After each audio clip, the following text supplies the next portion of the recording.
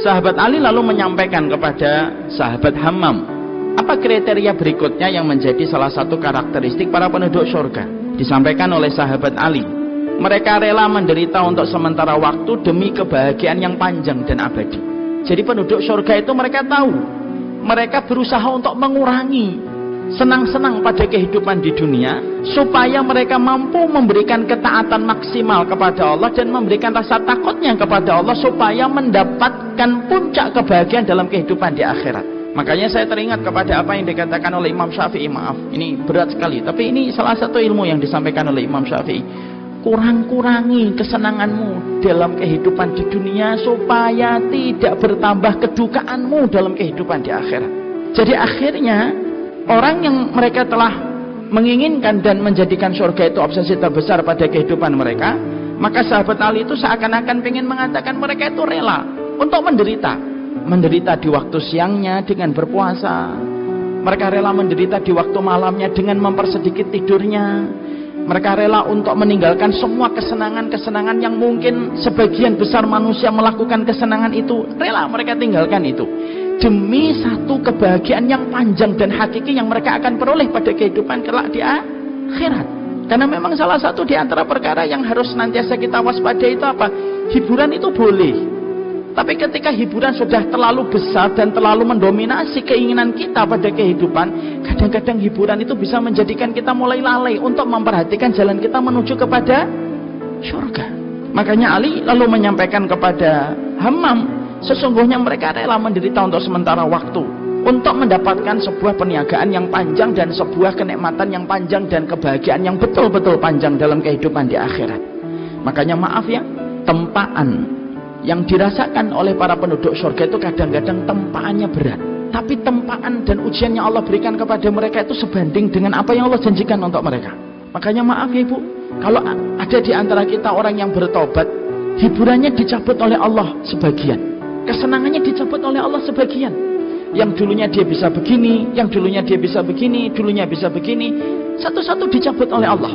Kadang-kadang dicabutnya itu bukan karena Allah itu pengen berbuat jahat kepada hambanya, bukan. Hiburan itu dicabut oleh Allah supaya Allah memiliki alasan bagaimana Allah akan memberikan kenikmatan kepada dirinya pada kehidupan di akhirat. Ketika hiburan-hiburan yang telah dia dapatkan di dunia itu dicabut oleh Allah dan dia ridho kepada Allah. Ini ada satu kisah nyata dari seorang ustadz yang meninggal putrinya. Kita mengambil hikmah, karena hikmah itu diambil dari mana saja. Beliau putrinya meninggal dunia. Selang beberapa waktu sang ustadz bermimpi dengan putrinya, berjumpa dengan putrinya. Lalu sang abi, sang bapak, saking begitu rindunya, kangennya kepada putri yang telah meninggalkan beliau dan keluarga, senang sekali.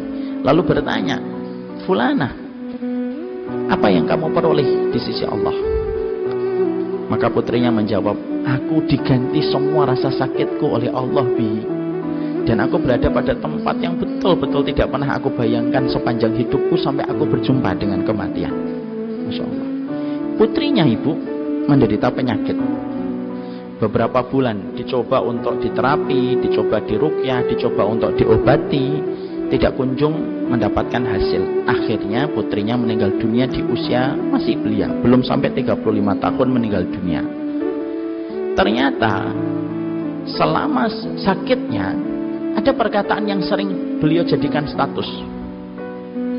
Perkataan siapa? Perkataan Imam Syafi'i untuk menghibur beliau, bukan menasihati orang lain dengan sok menjadi berlagak sok paling paham, enggak.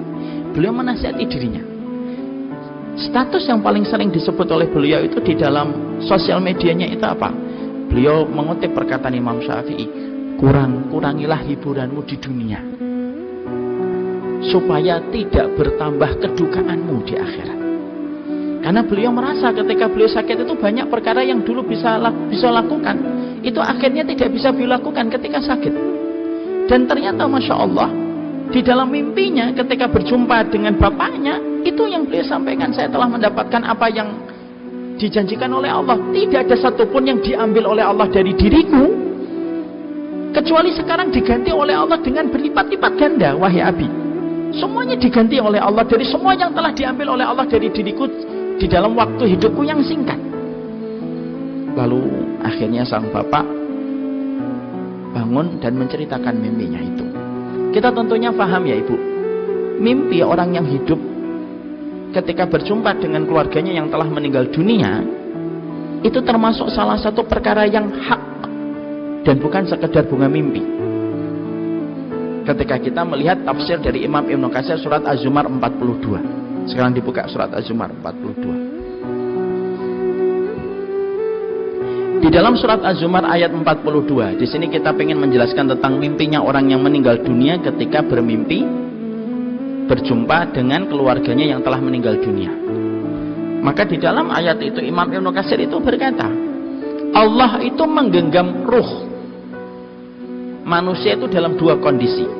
Kondisi yang pertama ketika dia dalam kondisi tidur, kondisi yang kedua ketika dalam kondisi meninggal dunia. Ketika meninggal dunia dan tidur, maka digenggam rohnya itu oleh Allah. Kalau orang yang tidur, dikembalikan rohnya ketika dia bangun. Tidur, roh kita digenggam sama Allah. Ketika kita bangun dengan suara dering alarm, maka rohnya dikembalikan oleh Allah. Adapun orang yang meninggal dunia, rohnya tetap dipegang oleh Allah dan tidak bisa kembali pada kehidupan di dunia karena ada satu dinding yang disebut dengan dinding barzakh. Ketika Allah menggenggam rohnya orang yang tidur dan rohnya orang yang meninggal dunia itu sama-sama digenggam, pada saat tidur itulah terjadi sebuah pertemuan yang bisa terjadi ketika Allah mempertemukan orang yang hidup dengan rohnya orang yang telah meninggal dunia selama dalam kondisi tidur. Makanya ada sebuah riwayat yang disampaikan oleh Imam Ibnu Katsir. Ada seorang sahabat yang bernama Tsabit bin Qais meninggal dunia. Pada saat sebelum beliau meninggal dunia dalam perang Yamamah, beliau itu memakai baju besi. Baju besi yang beliau kenakan ini, lalu beliau meninggal dunia dalam peperangan. Baju besinya diambil sama orang, dicuri sama salah seorang, karena baju besi itu termasuk mahal. Diambil, ditaruh di depan pintu rumahnya. Maka selang 1-2 hari, Tsabit bin Qais menjumpai salah satu sahabatnya di dalam mimpi. Lalu Tsabit bin Qais berkata kepada sahabatnya, saya telah meninggal dunia. Jangan anggap ini hanya bunga tidur. Saya punya 2 permintaan. 1, baju besi yang aku kenakan harusnya dikembalikan kepada Baitul Muslimin. Tapi ada seseorang yang mencuri baju besiku, menyimpannya di depan rumahnya, lalu meletakkannya di bawah pelana kuda. Rumahnya begini, catnya begini, letaknya di sisi ini. Tolong ambil kembali baju besiku dan kembalikan haknya kepada Baitul Muslimin. Ini yang pertama. Belum selesai.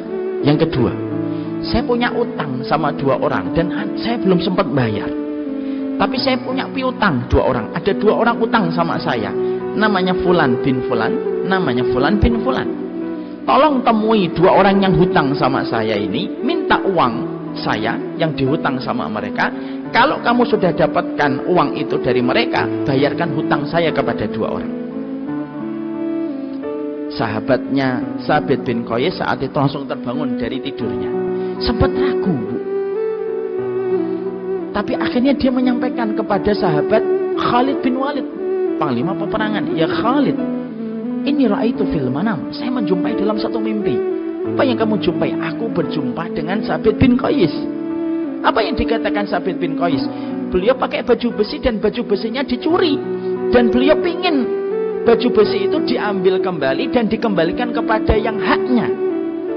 Khalid bin Walid tidak mendustakan apa yang disampaikan orang itu. Khalid bin Walid lalu tanya, bagaimana sifat rumah yang diceritakan olehnya di dalam mimpimu? Rumahnya begini, sifatnya begini, catnya begini, lokasinya di sini. Dicari sama Khalid bin Walid radhiyallahu anhu, dicari, ketemu rumah itu. Dan di depan rumah itu ada pelana kudanya.